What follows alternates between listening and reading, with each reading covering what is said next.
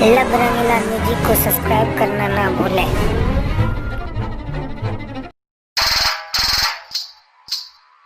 SK music recording studio Saharsa.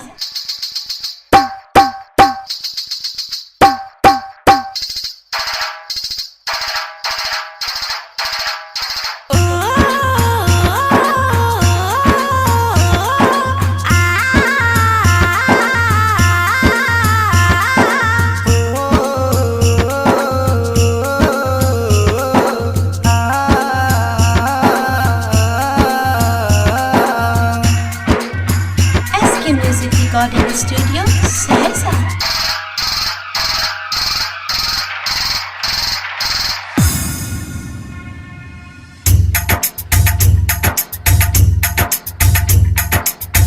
आहक डफली हाँ हमर पायल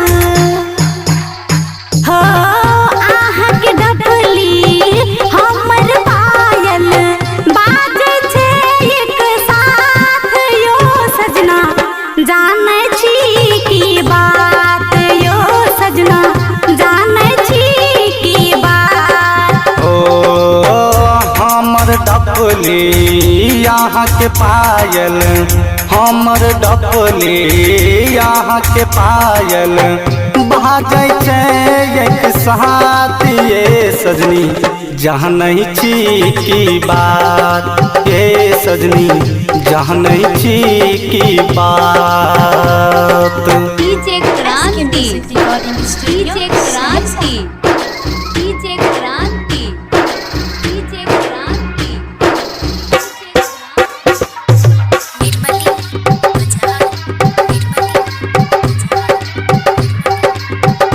यो आहक डफली के डम डम से,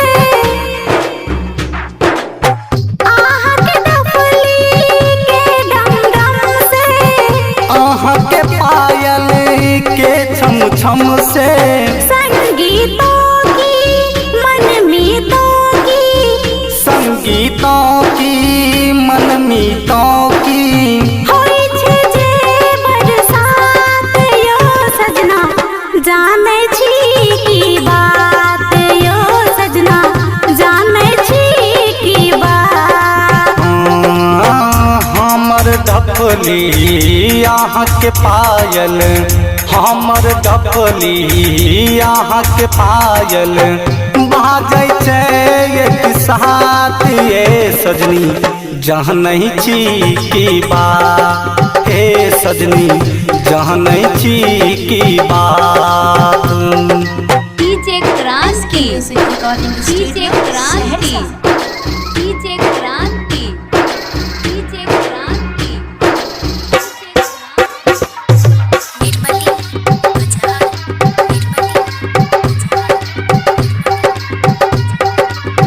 जब साथ नहीं दै छी सजनी यहाँ,